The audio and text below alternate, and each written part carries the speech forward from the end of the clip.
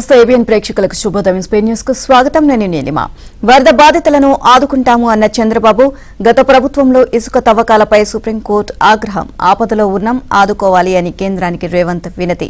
కౌశిక్ రెడ్డి అరికపూడి మధ్య మాటల యుద్ధం. అరెస్టులపై బీఆర్ఎస్ నేతలు ఫైర్.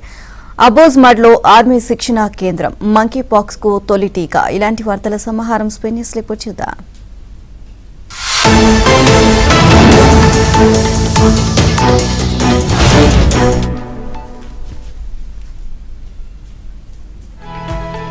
వరద కారణంగా ఇంట్లో వస్తువులన్నీ పాడైపోయిన మొదటి అంతస్తు వారికి ఒక మొత్తం, రెండో ఫ్లోర్ నుంచి ఆపైన ఉన్న వారికి కొంత మొత్తం ఇద్దామన్నారు చంద్రబాబు. దెబ్బతిన్న ద్విచక్ర వాహనాలకు కూడా పరిహారం. పూర్తిగా ఇళ్లు దెబ్బతిన్న వారికి ప్రభుత్వ నిబంధనల ప్రకారం కొత్త ఇళ్లు నిర్మించి ఇవ్వాలని వెల్లడించారు. ఇక వరద బాధితులను ఆదుకోవడానికి కేంద్రం, రాష్ట్ర ప్రభుత్వాలు చేయాల్సిందంతా చేస్తున్నాయి. బ్యాంకర్లు, బీమా సంస్థలు కూడా మాకు సహకరించాలి. ఇప్పటి నుంచి వారంలోగా వరద నష్టం క్లెయిమ్లను పరిష్కరించాలి. క్లెయిమ్ల పరిష్కారంతో వేగంతో పాటు సరైన న్యాయం అందడం కూడా అవసరమే అని అన్నారు. భారీ వర్షాలు, వరదల వల్ల తీవ్రంగా నష్టపోయిన ప్రతి బాధితుడిని ఆదుకుంటామని ముఖ్యమంత్రి చంద్రబాబు అన్నారు. చివరి బాధితుడి వరకు ప్రభుత్వ సాయం చేరాలని స్పష్టం చేశారు. వరద సహాయక చర్యల పట్ల ప్రజలు సంతృప్తితో ఉన్నారని, వారికి పరిహారం విషయంలో శాస్త్రీయంగా ఆలోచన చేసి జాబితా రూపొందించాలి అని సూచించారు. నష్టం అంచనాలు, పరిహారం విషయమై శుక్రవారం అమరావతి సచివాలయంలోని విజయవాడ కలెక్టరేట్లోనూ ముఖ్యమంత్రి, పలువురు మంత్రులు, అధికారులు, బ్యాంకర్లు, బీమా కంపెనీల ప్రతినిధులతో సమావేశమయ్యారు. నష్టం అంచనాలు పూర్తి చేస్తే 17 బాధితులకు సాయం అందిద్దామని తెలియజేశారు. ఎన్యూమరేషన్ జరుగుతున్న విధానాన్ని అధికారులు సీఎంకు వివరించారు. ఎన్యూమరేషన్ లో రీవెరిఫికేషన్ జరిపి ప్రతి బాధితుడికి జరిగిన నష్టాన్ని సేకరిస్తున్నాము అని తెలియజేశారు. ఇళ్లు పూర్తిగా మునిగి ఆస్తి నష్టం జరిగిన వారితో పాటు మొదటి ఫ్లోర్లో ఉన్న వారికి సైతం సాయం అందిద్దామని ముఖ్యమంత్రి చంద్రబాబు పేర్కొన్నారు. శుక్రవారం ఆయన ఆధ్వర్యంలో విజయవాడ కలెక్టరేట్లో ఆయన మంత్రులు సీఎస్ నీరబ్ కుమార్ ప్రసాద్, ముఖ్య కార్యదర్శి పీయూష్ కుమార్, ఎన్టీఆర్ జిల్లా కలెక్టర్ జి సృజన, బ్యాంకర్లు, ఇన్సూరెన్స్ ఏజెన్సీల ప్రతినిధులతో ఉన్నత స్థాయి సమావేశం జరిగింది. రాష్ట్రంలో ఇసుక అక్రమాల తవ్వక అంశంలో గత జగన్ ప్రభుత్వం వ్యవహరించిన తీరుపై సుప్రీంకోర్టు ఆగ్రహాన్ని వ్యక్తం చేసింది. కేసుల నమోదులో తాత్సారం చేశారు అంటూ దుయ్యబట్టింది. తాము ఆదేశాలు జారీ చేసిన తర్వాత కూడా ఆలస్యంగా ఎప్పుడో నోటీసులు జారీ చేశారు అని పేర్కొంది. జేపీ వెంచర్స్ దాఖలు చేసిన పిటిషన్పై విచారణ సందర్భంగా సుప్రీంకోర్టు ద్విసభ్య ధర్మాసనం ఈ వ్యాఖ్యలు చేసింది. ఏపీలో నదీ, భూగర్భ జలాలతో పాటు ఇతర ప్రదేశాల్లో ఇసుక అక్రమ మైనింగ్ వ్యవహారం ఉల్లంఘనలు జరుగుతున్నాయని గతంలో నేషనల్ గ్రీన్ ట్రిబ్యునల్లో న్యాయవాది దండ నాగేంద్ర కుమార్ పిటిషన్ దాఖలు చేశారు. ఇక ఈ పిటిషన్ను విచారించిన గ్రీన్ ట్రిబ్యునల్ జేపీ వెంచర్స్ కు భారీ జరిమానా విధించింది. ట్రిబ్యునల్ ఆదేశాలను జేపీ వెంచర్స్ సంస్థ సుప్రీంకోర్టులో సవాల్ చేసింది. ఆ పిటిషన్పై శుక్రవారం సుప్రీంకోర్టులో విచారణ జరిగింది. ఇక justice Abhay S Oka, justice Augustine George మసీన్తో కూడిన ద్విసభ్య ధర్మాసనం విచారణ జరిపింది. విచారణ సందర్భంగా ధర్మాసనం పలు అంశాలను ప్రస్తావించింది. ఇక షోకాజ్ నోటీసులు, ఎఫ్ఐఆర్లు అన్ని ఈ ఏడాది జూలై, ఆగస్టులోనే ఎందుకు ఉన్నాయని ధర్మాసనం ప్రశ్నించింది. ఎక్కువ షోకాజ్ నోటీసులు ఒకే తరహాలో ఉండడంపై అసంతృప్తి వ్యక్తం చేసింది. తాము ఆదేశాలు జారీ చేసిన తర్వాత కూడా జూలై, ఆగస్టులో నోటీసులు జారీ చేశారని, కేసుల నమోదులో ఎందుకు తాత్సారం చేశారని ఆగ్రహాన్ని వ్యక్తం చేసింది. రాష్ట్రంలో ప్రభుత్వం మారిన తర్వాతే కేసుల నమోదుతో పాటు తదుపరి చర్యలు మొదలుపెట్టామని ధర్మాసనానికి రాష్ట్ర ప్రభుత్వం తరపు న్యాయవాదులు తెలియజేశారు. ఇప్పటి వరకు 9 మందిపై కేసులు నమోదు చేసి దర్యాప్తు చేస్తున్నామని, అక్రమ మైనింగ్ ను అరికట్టేందుకు అన్ని చర్యలు తీసుకుంటున్నట్లు వివరించారు. ఈ వ్యవహారంలో తమపై ఎక్కడా కేసు నమోదు చేయలేదని, తమపై అక్రమ మైనింగ్ ఆరోపణలు లేవని జేపీ వెంచర్స్ తరపు న్యాయవాది తెలియజేశారు. వైసీపీ ప్రభుత్వం హయాంలో ఏలేరు ఆధునీకరణ పనులు చేపట్టలేకపోయిన మాట వాస్తవమేనని మాజీ సీఎం జగన్ అంగీకరించారు. తాను అధికారంలో ఉన్న 5 ఏళ్ల పాటు భారీ వర్షాలు, ప్రాజెక్టు నిండా నీరు ఉండడం వల్లే ఆ పనులు చేయలేకపోయినట్లు అడ్డగోలు వాదనలు వినిపించారు. ప్రాజెక్టు ఆధునికీకరణ పనులు చేయాలంటే క్రాప్ హాలిడే ప్రకటించాల్సి ఉంటుందని, దానివల్ల రైతులు నష్టపోతారు అనే కారణంతోనే పనులు చేయకుండా నాడు వదిలేశామని విచిత్ర సమర్థన వినిపించారు. కాకినాడ జిల్లా ఏలూరు వరద బాధిత ప్రాంతాల్లో శుక్రవారం జగన్ పర్యటించారు. కాకినాడ జిల్లాలోని వరద ప్రాంతాల్లో గట్టుదాటి పొలంలోకి దిగిన ఆయన పెద్దగా వరద ప్రభావం లేని ఏరియాల్లో మాత్రం హడావిడి చేశారు. నెత్తిన చేతులు ఉంచుతూ ముద్దులు పెడుతూ అక్కడ కనిపించిన ఆయన నిండా మునిగిన వరద బాధితులతో మాత్రం అంటి ముట్టనట్లు ప్రవర్తించారు.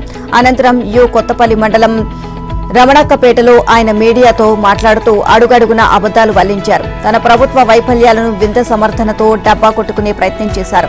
ఏలూరు ఆధునికీకరణ చేయకపోవడం వల్లే వరద కాకినాడ జిల్లాను చాలా వరకు ముంచేయడానికి గత వైసీపీ పాలనే కారణమంటూ సర్వత్రా విమర్శలు వ్యక్తమవుతున్నాయి. అయితే విజయవాడ ఏలూరు వరదలు మ్యాన్ మేడ్ వరదలంటూ అవగాహన లేని వ్యాఖ్యలు చేశారు. టీడీపీ అధినేత చంద్రబాబు నివాసంపై దాడి, టీడీపీ కేంద్ర కార్యాలయంపై దాడి కేసుల్లో వైసీపీ నేతలు జోగి రమేష్, దేవినేని అవినాష్, ఒగ్గు గవాస్కర్, ఆ పార్టీ ఎమ్మెల్సీలు లేల అప్పిరెడ్డి, తలసిల రఘురాం తమ పాస్పోర్ట్లను 48 గంటల్లో దర్యాప్తు అధికారులకు సరెండర్ చేయాలని సుప్రీంకోర్టు ఆదేశించింది. పోలీసుల విచారణకు సహకరించాలని స్పష్టం చేసింది. దర్యాప్తు అధికారులు ఎప్పుడు పిలిస్తే అప్పుడు వారి ముందు హాజరు కావాలని తేల్చి చెప్పింది. తదుపరి విచారణను 4 వారాల పాటు వాయిదా వేసింది. తదుపరి ఉత్తర్వులు ఇచ్చే వరకు పిటిషనర్లపై ఎలాంటి చర్యలు వద్దు అని పోలీసులకు స్పష్టం చేసింది. ఈ మేరకు జస్టిస్ సుధాంశు ధులియా, జస్టిస్ అహసుద్దీన్ అమన్యులాతో కూడిన ధర్మాసనం శుక్రవారం ఆదేశాలు జారీ చేసింది. టీడీపీ కేంద్ర కార్యాలయంపై దాడి కేసులో అవినాష్, అప్పిరెడ్డి, తలసిల, చంద్రబాబు ఇంటిపై కేసులో జోగి రమేష్ తో పాటు మరికొందరిపై పోలీసులు కేసులు నమోదు చేశారు. ఆ కేసులో ముందస్తు బెయిల్ కోసం వారు దాఖలు చేసిన పిటిషన్లను ఏపీ హైకోర్టు కొట్టివేసింది. ఆ తీర్పును ఈ నెల 9న అవినాష్, అప్పిరెడ్డి, తలసిల, ఒగ్గు గవాస్కర్ సుప్రీంకోర్టులో సవాల్ చేశారు. అలాగే తనకు న్యాయం చేయాలని ఈ నెల 10న జోగి రమేష్ అత్యున్నత న్యాయస్థానాన్ని ఆశ్రయించారు.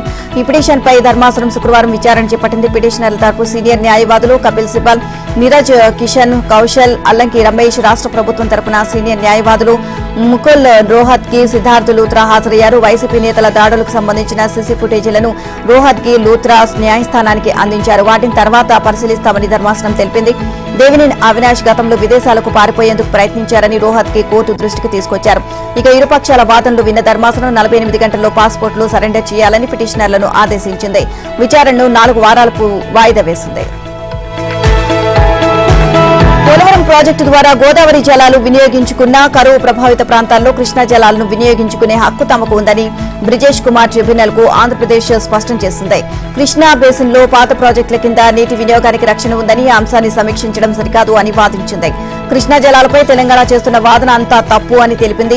ఈ విషయంలో బచావత్ ట్రిబ్యునల్ ఆదేశాలను అమలు చేయాల్సిందేనని కోరింది. తెలంగాణ వాదిస్తున్నట్లుగా కృష్ణా నదీ జలాల్లో సగం వాటా రాష్ట్రానికి ఇవ్వడం కుదరదని తేల్చి చెప్పింది. ఈ నెల 20వ తేదీన కృష్ణా జలాలపై తమ వాదనలు స్పష్టంగా వినిపిస్తామని ఏపీ వెల్లడించింది. అంతకుముందు 2 రాష్ట్రాల అభిప్రాయాలను ట్రిబ్యునల్ కోరింది. నదీ పరివాహక ప్రాంతంలోని ప్రాజెక్టులకు మాత్రమే కృష్ణా జలాలు హక్కు ఉంటుంది అని తెలంగాణ పేర్కొంది. ఈ వాదనను ఏపీ వ్యతిరేకించింది. తెలంగాణ లేవనెత్తిన 46 అంశాలు వాస్తవం కాదని గురువారం ట్రిబ్యునల్ కు పంపిన రిజైండర్ లో వాదించింది. ఒకరి వాదనపై మరొకరు తమ అభ్యంతరాలు వెల్లడించడం ట్రిబ్యునల్ ప్రక్రియలో 3వ దశ అని రాష్ట్ర జలవనరుల శాఖ వర్గాలు తెలియజేశాయి. ఈ దశలో భాగంగా ఈ నెల 20వ తేదీన రాష్ట్రాలు తమ వాదనలు వినిపిస్తాయని ఈ వర్గాలు వెల్లడించాయి. తెలంగాణ లేవనెత్తిన అంశాలన్నిటిపైన సవివరంగా తమ అభ్యంతరాలు, హక్కుల గురించి స్పష్టం చేశామని ట్రిబ్యునల్ కు ఏపీ వెల్లడించింది.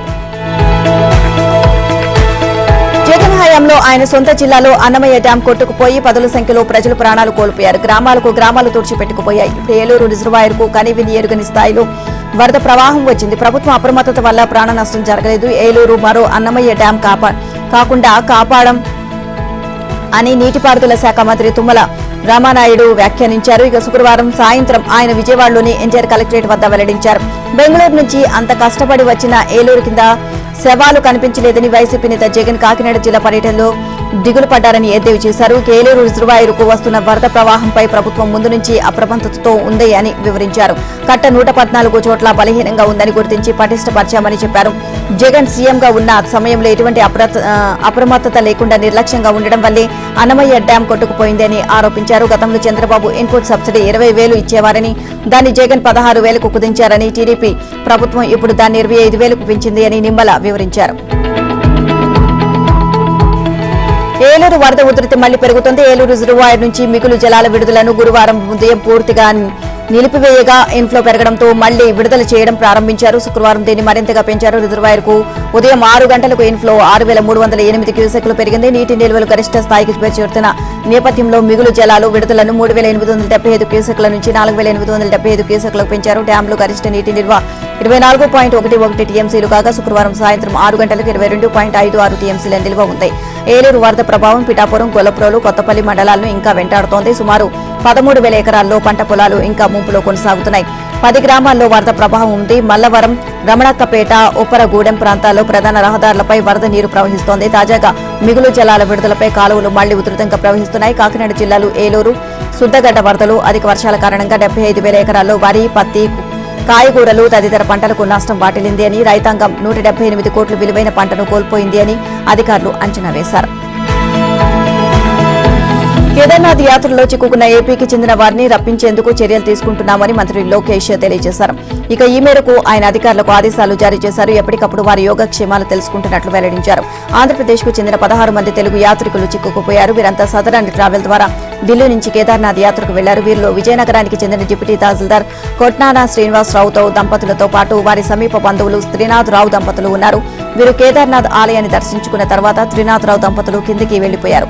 కోట్నానా శ్రీనివాసరావు దంపతులు మిగిలిన వారు ఆలయం వద్దే నిలిచిపోయారు. అనంతరం వాతావరణం ఒక్కసారిగా మారిపోయింది. కుండపోత వర్షం కురవడంతో వారు అక్కడ చిక్కుకుపోయారు. ఇక అయితే నిన్న ఉదయం హెలికాప్టర్ వస్తుందని అధికారులు ప్రకటించినా వాతావరణం అనుకూలంగా లేకపోయింది. మరో 3 రోజుల వరకు విమాన సర్వీసులు నడపడానికి వీలు కాదని అధికారులు ప్రకటించారు. ప్రస్తుతం తాము కంటైనర్లోనే తలదాచుకుంటున్నాము అని డీటీ శ్రీనివాసరావు ఆంధ్రజ్యోతికి ఫోన్లో తెలియజేశారు. కేదార్నాథ్ యాత్రలో తెలుగు యాత్రికులు చిక్కుకున్నారు అన్న సమాచారాన్ని తెలుసుకుని కేంద్ర మంత్రి కింజరపు రామ్మోహన్ నాయుడు, ఎంపీ కలిశెట్టి అప్పలనాయుడు శుక్రవారం ఉదయం డిప్యూటీ తహసీల్దార్ కు ఫోన్ చేసి యోగక్షేమాలను తెలుసుకున్నారు. ముంబై నటి కాదంబరి జేత్వానీ కేసులో 2 పోలీసు అధికారులపై వేటు వేశారు. నాడు కేసును దర్యాప్తు చేసిన ఇన్స్పెక్టర్ ఎం సత్యనారాయణ, విజయవాడ పశ్చిమ జోన్ ఏసీపీ కె హనుమంతరావును సస్పెండ్ చేస్తూ AP DGP CH Dwaraka Tirumalarao ఆదేశాలు జారీ చేశారు. వైసీపీ నేత కుక్కల విద్యాసాగర్ చేసిన ఫిర్యాదుపై అప్పటి Ibrahimpatnam inspector M Satyanarayana case నమోదు చేశారు. ఆయన ఈ కేసుకు దర్యాప్తు అధికారిగా వ్యవహరించారు.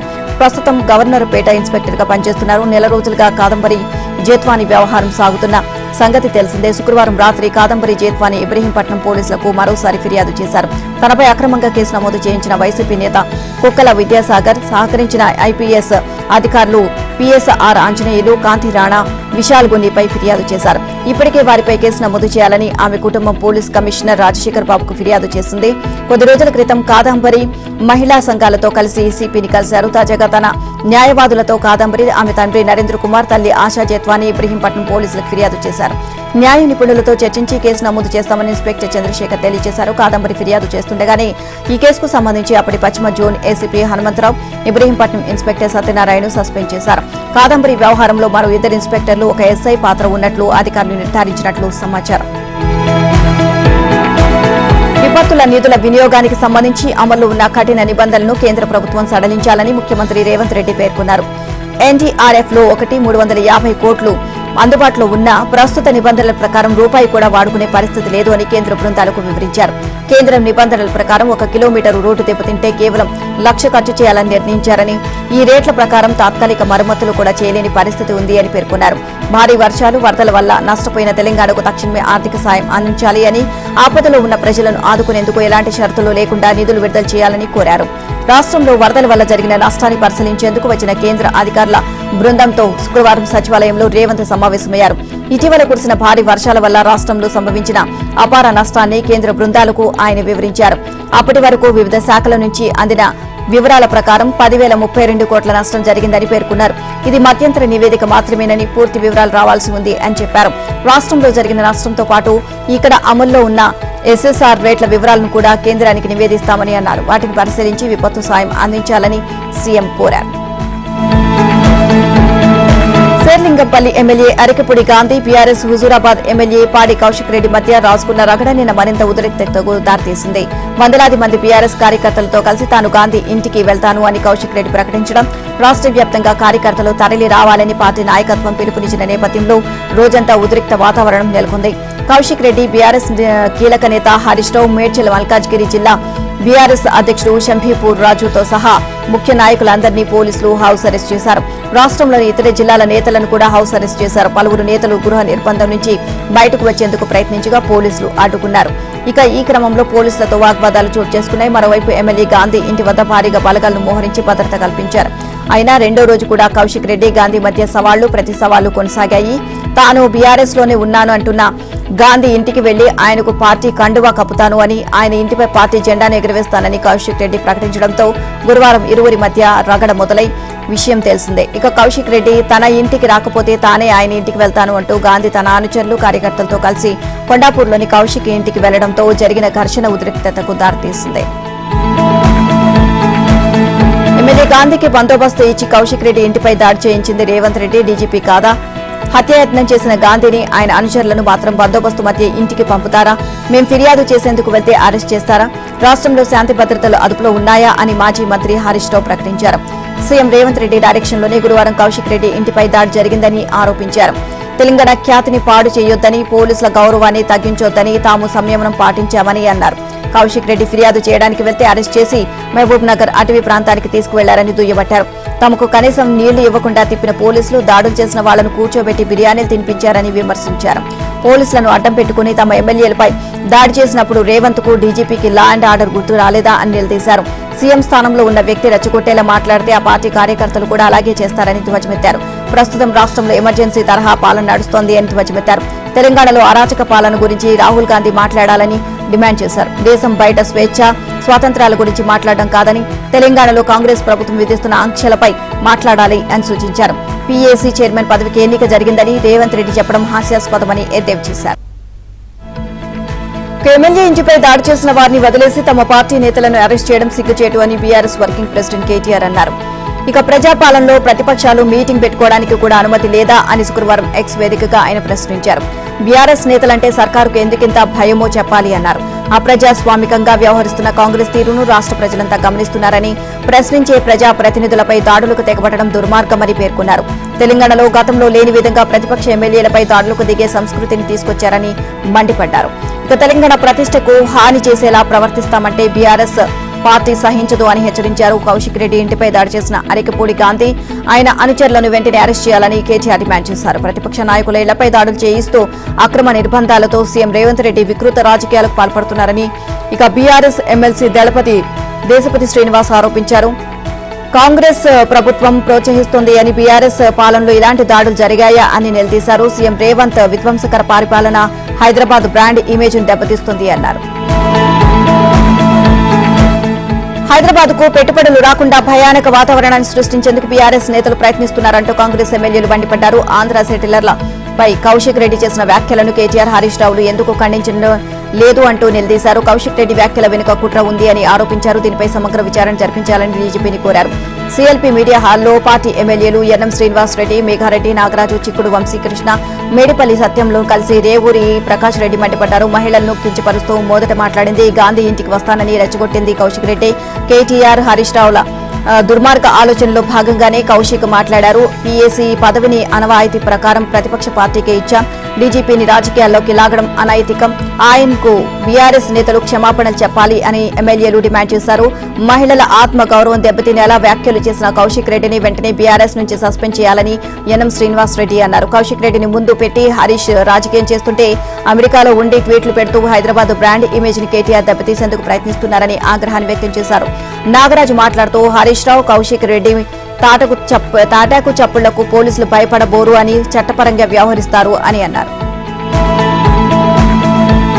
రాష్ట్రంలో పునరుత్పాదక విద్యుత్, గ్రీన్ ఎనర్జీను పెద్ద ఎత్తున ఉత్పత్తి చేసేందుకు వెంటనే ప్రణాళికలు సిద్ధం చేయాలని ఉప ముఖ్యమంత్రి భట్టి విక్రమార్క అధికారులను ఆదేశించారు. హైదరాబాద్లోని ఎస్పీడీసీఎల్ కార్యాలయంలో గ్రీన్ ఎనర్జీ ఉత్పత్తి పెంపుదల, వివిధ వర్గాలకు ఆదాయం సమకూర్చడంపై ఆయన అధికారులతో సుదీర్ఘంగా సమావేశం నిర్వహించారు. రాష్ట్రంలో కొన్ని ప్రత్యేక గ్రామాలను పైలట్ ప్రాజెక్టుగా ఎంపిక చేసుకుని ఆయా గ్రామాల్లో ఉన్న రైతుల వ్యవసాయ పంపు సెట్లకు సంపూర్ణంగా ప్రభుత్వ ఖర్చులతో సౌర విద్యుత్ను ఏర్పాటు చేయాలని ఆదేశించారు. తద్వారా వచ్చే విద్యుత్ను పవర్ గ్రిడ్ కు అనుసంధానం చేయాలని సూచించారు. దీని ద్వారా రైతులకు పంటలపై ఆదాయమే కాకుండా ప్రతి ఏటా సౌర విద్యుత్ ద్వారాను ఆదాయం సమకూరుతుంది అన్నారు. దీంతో పాటు కొన్ని ఎంపిక చేసిన గ్రామాల్లో పైలట్ ప్రాజెక్టు కింద గృహాలకు ప్రభుత్వ ఖర్చులతో సౌర విద్యుత్ను ఏర్పాటు చేయాలి అని ఆదేశించారు. ఇందులో భాగంగా సీఎం రేవంత్ స్వగ్రామమైన కొండపరెడ్డిపల్లి, మదిర నియోజకవర్గంలోని సిరిపురంతో పాటు రాష్ట్ర వ్యాప్తంగా మరో 20 గ్రామాలను ఎంపిక చేసుకుని ముందుకు పోవాలని ఆదేశించారు. సౌర విద్యుత్తు ఆయా గ్రామస్తులకు ఆదాయాన్ని సమకూర్చడమే ప్రభుత్వం లక్ష్యమని చెప్పారు. రాష్ట్రంలోని ఎంపిక చేసిన స్వయం సహాయక సంఘాలకు 5 నుంచి 10 మెగావాట్ల సోలార్ విద్యుత్ ఉత్పత్తి కేంద్రాలు పెట్టుకోవడానికి వారిని ప్రోత్సహించాలి అని ఆదేశించారు. సౌర విద్యుత్ కేంద్రాలు ఏర్పాటు చేసుకోవడానికి స్వయం సహాయక సంఘాలు సభ్యులకు బ్యాంకు నుంచి రుణాలు ఇప్పించాలి అని సూచించారు. ఈ ప్లాంట్ల నుంచి వచ్చే విద్యుత్ను ప్రభుత్వమే కొనుగోలు చేస్తుంది అని తెలియజేశారు. రానున్న 10 ఏళ్లలో $1 ట్రిలియన్ వార్షిక ఆర్థిక వ్యవస్థగా తెలంగాణ ప్రగతి బావుటాను ఎగురవేయాలి అనే సీఎం రేవంత్ రెడ్డి సంకల్పానికి కేంద్ర ప్రభుత్వం విశాల దృక్పథంతో మద్దతు ఇవ్వాలని రాష్ట్ర ఐటీ పరిశ్రమల శాఖ మంత్రి దుద్దిళ్ల శ్రీధర్ బాబు కోరారు. శుక్రవారం ముంబైలో జరిగిన జాతీయ వాణిజ్య మండలి సమావేశంలో పాల్గొన్న ఆయన రాష్ట్ర ప్రభుత్వ వ్యూహాత్మక ప్రణాళికలు లక్ష్యాలను వివరించారు. కేంద్ర వాణిజ్య మంత్రి పీయూష్ గోయల్ అధ్యక్షతన జరిగిన ఈ సమావేశంలో వాణిజ్య విధానాలు, వ్యాపార అభివృద్ధి, ఆర్థిక వ్యవస్థలో చోటు చేసుకునే మార్పులపై చర్చించారు.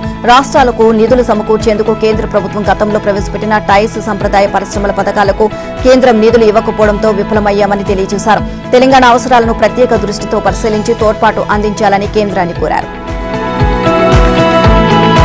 ఎంబీబీఎస్, బీడీఎస్ కోర్సుల్లో ప్రవేశాల కోసం ఎదురుచూస్తున్న విద్యార్థులు ఆందోళన చెందాల్సిన అవసరం లేదని రాష్ట్ర వైద్య ఆరోగ్య శాఖ మంత్రి దామోదర రాజనరసింహ సూచించారు. వారం రోజుల్లో కౌన్సిలింగ్ ప్రక్రియ ప్రారంభమవుతుంది అని శనివారం ఓ ప్రకటన చేశారు. మెడికల్ కౌన్సిలింగ్ కమిటీ ఇచ్చిన గడువులోగా కౌన్సిలింగ్ పూర్తి చేసి సకాలంలో తరగతులను కూడా ప్రారంభిస్తామని భరోసా ఇచ్చారు. వైద్య విద్య ప్రవేశాల అంశంలో అసత్య ప్రచారాలు, వదంతులను నమ్మి ఆందోళన చెందవద్దు అని విద్యార్థులను కోరారు. తెలంగాణ ప్రాంత విద్యార్థులకే సీట్లు దక్కాలి అన్నది తమ ఆలోచన అని, ఈ విషయంలో రాజీ పడేది లేదు అని స్పష్టం చేశారు. వారం రోజుల్లో కౌన్సిలింగ్ ప్రారంభమవుతుందని, ఈలోగా వెబ్ ఆప్షన్ల నమోదుకు విద్యార్థులంతా సిద్ధంగా ఉండాలని సూచించారు. ఇక ఈ ఉదయం 11 నుంచి రాష్ట్రంలోని అన్ని ప్రభుత్వ, ప్రైవేటు వైద్య కళాశాలలోని సీట్ల వివరాలు యూనివర్సిటీ వెబ్సైట్లో అందుబాటులో ఉంటాయి అన్నారు. రాష్ట్ర రాజధాని హైదరాబాద్ లో ట్రాఫిక్ ను నియంత్రించేందుకు ట్రాన్స్జెండర్లను వాలంటీర్లుగా నియమించే అంశాన్ని పరిశీలించాలని సీఎం రేవంత్ రెడ్డి అధికారులకు సూచించారు. హోంగార్డుల తరహాలో ట్రాన్స్జెండర్ల నియామకం చేపట్టాలి అన్నారు. దానివల్ల వారికి ఉపాధి కూడా కల్పించినట్లు అవుతుంది అని చెప్పారు. శుక్రవారం ఆయన సచివాలయంలో జీహెచ్ఎంసీ పౌర సేవల కోసం చేపట్టిన పనుల పురోగతిపై సమీక్ష నిర్వహించారు. గ్రేటర్ హైదరాబాద్ ను ఇండోర్ తరహాలో క్లీన్ సిటీగా తీర్చిదిద్దేందుకు అవసరమైన ప్రణాళికలు రూపొందించాలి అని అధికారులను ఆదేశించారు. అక్కడ అనుసరిస్తున్న విధానాలను అధ్యయనం చేయాలి అని తెలిపారు. మూసీ పరివాహక ప్రాంతాల్లో స్థలాలు సేకరించే సమయంలో అక్కడి నిర్వాసితులకు పునరావాసం కల్పించాలి అని చెప్పారు. హైదరాబాద్ లో సమగ్ర రహదారుల నిర్వహణ కార్యక్రమం కింద 5 ఏళ్ల క్రితం 811 కిలోమీటర్ల రోడ్ల నిర్మాణం చేపట్టారని, వాటి నిర్వహణను మాత్రం పట్టించుకోవడం లేదు అని సీఎం అసంతృప్తి వ్యక్తం చేశారు. ఇక ఈ ఏడాది డిసెంబర్లో కాంట్రాక్టు గడువు ముగిసిపోతుంది అని, రోడ్ల నిర్వహణలో నిర్లక్ష్యంగా వ్యవహరిస్తున్న ఏజెన్సీలను ఉపేక్షించవద్దు అని ఆదేశించారు. హైటర్న్ ఏర్పాటు చేస్తూ ప్రభుత్వం జారీ చేసిన జీవో నెంబర్ 99పై స్టే ఇవ్వడానికి హైకోర్టు నిరాకరించింది. ఇక అదే సమయంలో ప్రభుత్వానికి పలు ప్రశ్నలు సంధించింది. హైడ్రా ఏర్పాటు విషయంలో ఆ చట్టబద్దత లోపించినట్లు కనబడుతోంది అని వ్యాఖ్యానించింది. ఎలాంటి చట్టం లేకుండా కేవలం జీవో ద్వారా ఏర్పడిన హైడ్రా పని విధానం ఆందోళనకరంగా ఉంది అని అభిప్రాయపడింది. చట్టం ప్రకారం జీహెచ్ఎంసీకి ఉన్న అధికారులను హైడ్రాకు ఏ విధంగా బదలాయిస్తారు అని ప్రశ్నించింది. హైడ్రా ఏర్పాటు, దాని విధులు, చట్టబద్దతపై పూర్తి వివరాలు సమర్పించాలి అని ప్రభుత్వానికి ఆదేశాలు జారీ చేసింది. సంగారెడ్డి జిల్లా అమీన్పూర్ మండలం అలియాపూర్ గ్రామంలో సర్వే నెంబర్ 119/21, 22 ఉన్న తమ నిర్మాణాలను కూలగొట్టడంపై డి లక్ష్మి అనే మహిళ హైకోర్టులో పిటిషన్ దాఖలు చేశారు. హైడ్రా ఏర్పాటు చేస్తూ జారీ చేసిన జీవో 99 చట్టవిరుద్ధంగా ఉందని, దాన్ని కొట్టివేయాలి అని కోరారు. ఈ నేపథ్యంలో హైడ్రాకు ఉన్న చట్టబద్దత, ఏర్పాటు, విధుల తదితర వివరాలతో కౌంటర్ దాఖలు చేయాలని ప్రభుత్వానికి ఆదేశించింది. పిటిషనర్ కోరిన విధంగా హైడ్రా జీవోపై ప్రస్తుత దశలో స్టే ఇవ్వలేమని పేర్కొంది. కులగణన, రిజర్వేషన్ల ఖరారుపై పూర్వ బీసీ కమిషన్ చేసిన కసరత్తు వివరాలు తెలుసుకునేందుకు కొత్త కమిషన్ పాత వాళ్లతో భేటీ అయింది. ఆగస్టు 31 వరకు ఉనికిలో ఉన్న పాత కమిషన్ ఈ విషయంలో కొంత కసరత్తు చేయడంతో ఆ వివరాలు తెలుసుకునేందుకు కమిషన్ చైర్మన్ జి నిరంజన్, సభ్యులు పాత కమిషన్ చైర్మన్లు, సభ్యులతో భేటీ అయ్యారు. వివిధ రాష్ట్రాల్లో కుల గణన జరిగిన తీరును, అక్కడ ఎదురైన ఇబ్బందులు, కోర్టు కేసుల గురించి చర్చించినట్లు తెలిసింది. కుల గణన పూర్తయి రిజర్వేషన్లు సక్రమంగా అమలు కావాలంటే ముందుగా ఆయా రాష్ట్రాలు జరిగిన గణన తీరుతెన్నులు, జరిగిన లోపాలు, కోర్టులు ఎందుకు అక్కడ రిజర్వేషన్ల ప్రక్రియ నిలిపివేశాయో క్షుణ్ణంగా అధ్యయనం చేయాలని పాత కమిషన్ సభ్యులు సూచించారు. క్వాలిఫైడ్ ఎన్యూమరేటర్లతో స్పష్టమైన పద్ధతిలో ప్రశ్నావళి రూపొందించాలి అని అన్నారు. రాష్ట్ర వాణిజ్య పన్నుల శాఖలోని వస్తు సేవల పన్ను జీఎస్టీలో 100 కోట్ల కుంభకోణం కేసు సిఐడి దర్యాప్తులో మరో ముందడుగు పడింది. జీఎస్టీలో 1400 కోట్ల కుంభకోణంపై హైదరాబాద్ సిసిఎస్ పోలీసులు నమోదు చేసిన ఎఫ్ఐఆర్ ఇదివరకే సిఐడికి బదిలీ అయింది. కేసు దర్యాప్తుపై దృష్టి సారించిన సిఐడి వాణిజ్య పన్నుల శాఖ కార్యాలయం అధికారుల్ని విచారించేందుకు సిద్దమైంది. ఇక కుంభకోణం జరిగినట్లు జీఎస్టీ అంతర్గత విచారణ, సిసిఎస్ ప్రాథమిక విచారణలోనే నిగ్గుతేలిన నేపథ్యంలో అసలు నిందితుల్ని గుర్తించే పనిలో సిఐడి నిమగ్నమైంది. కేసు దర్యాప్తులో భాగంగా మరికొందరికి నోటీసులు జారీ చేసిన విచారించేందుకు సిఐడి అధికారులు రంగం సిద్ధం చేశారు. ఇక వాణిజ్య పన్నుల శాఖ జాయింట్ కమిషనర్ రవి కానూరి ఇచ్చిన ఫిర్యాదు ఆధారంగా సిఐడి కేసు విచారణలో ముందుకు వెళ్తోంది. వస్తువులు సరఫరా చేయకపోయినా చేసినట్లు బోగస్ ఇన్వాయిస్లను సృష్టించి పెద్ద ఎత్తున ఐటీసీని క్లెయిమ్ చేసినట్లు వాణిజ్య పన్నుల శాఖ గుర్తించింది. మాజీ సీఎస్ ఉమేష్ కుమార్ తో సహా వాణిజ్య పన్నుల శాఖ అదనపు commissioner Kashi Visweswara Rao, deputy commissioner Sivaram Prasad తదితరులకు నోటీసులు జారీ చేసి ఢిల్లీ మద్యం విధానానికి సంబంధించి సిబిఐ నమోదు చేసిన కేసులో ఢిల్లీ ముఖ్యమంత్రి అరవింద్ కేజ్రీవాల్ కు సుప్రీంకోర్టు బెయిల్ మంజూరు చేసింది. నేర నిరూపణ జరగకుండానే నిందితులను సుదీర్ఘ కాలం పాటు జైల్లో నిర్బంధించడం వారి వ్యక్తిగత స్వేచ్ఛా హక్కును హరించడమేనని అత్యున్నత న్యాయస్థానం మరోమారు స్పష్టం చేసింది. ఇక పంజరంలో చిలుకలా కాకుండా స్వేచ్ఛలా తిరిగే చిలుకలా ఉండాలి అని సిబిఐకి హితబోధ చేసింది. ఢిల్లీ మద్యం విధానం కేసులో ఈడీ దాఖలు చేసిన అభియోగాల నుంచి కేజ్రీవాల్ కు గతంలోనే బెయిల్ లభించిన విషయం తెలిసిందే. కేజ్రీవాల్ కు బెయిల్ ఇస్తూనే తీర్పును న్యాయమూర్తులిద్దరూ వేరువేరుగా వెలువరించారు. జస్టిస్ సూర్యకాంత్ 27 పేజీల తీర్పును, జస్టిస్ ఉజ్జల్ భుయాన్ 33 పేజీల తీర్పును ఇచ్చారు. సిబిఐ తీరును జస్టిస్ భుయాన్ ప్రశ్నించారు. ఈడీ కేసులో బెయిల్ వచ్చి జైలు నుంచి కేజ్రీవాల్ విడుదలయ్యే తరుణంలో ఆయన్ను సిబిఐ అరెస్ట్ చేయడాన్ని ప్రశ్నించారు. దేశంలోని ఓ ఉన్నత స్థాయి దర్యాప్తు సంస్థ సిబిఐ ప్రజా శ్రేయస్సు దృష్ట్యా సిబిఐ నిష్పక్షపాతంగా ఉండడమే కాదు, అలా ఉన్నట్లు కనిపించాలి. ఒక దర్యాప్తు సంస్థ కూడా నిష్పక్షంగా ఉండాలి. ఇక కొంతకాలం కిందటే ఈ కోర్టు సిబిఐని పంజరంలో చిలుకతో పోల్చింది. తనపై ఉన్న ఈ ముద్రను సిబిఐ తొలగించుకోవాలి అని జస్టిస్ భుయాన్ హితవు పలికారు. 22 నెలల సుదీర్ఘ కాల వ్యవధిలో లేని తొందర ఈడీ బెయిల్ మంజూరు చేయగానే ఎందుకు వచ్చింది?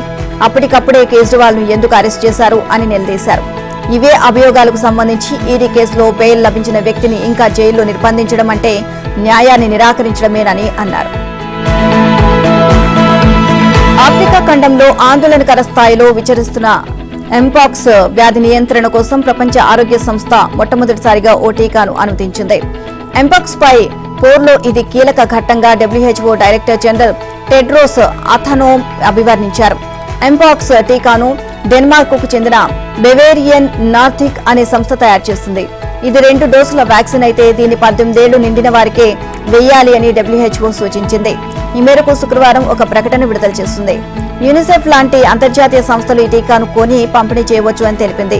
కానీ ప్రస్తుతం టీకాను ఒకే సంస్థ ఉత్పత్తి చేస్తున్నందున సరఫరా చాలా తక్కువగా ఉంది. మరోవైపు ఎంపాక్స్ వ్యాధి పిల్లల్లోనే ఎక్కువగా విస్తరిస్తోంది. కాంగోలో గత వారం నమోదైన ఎంపాక్స్ కేసుల్లో 70% మంది 18 ఏళ్ల లోపు వారే కావడం గమనార్హం. ఇదిలా ఉండగా ఆఫ్రికా ఖండంలో గడిచిన వారంలో 3160 ఎంపాక్స్ కేసులు నమోదయ్యాయి. 107 మంది ఈ వైరస్ కారణంగా చనిపోయారు.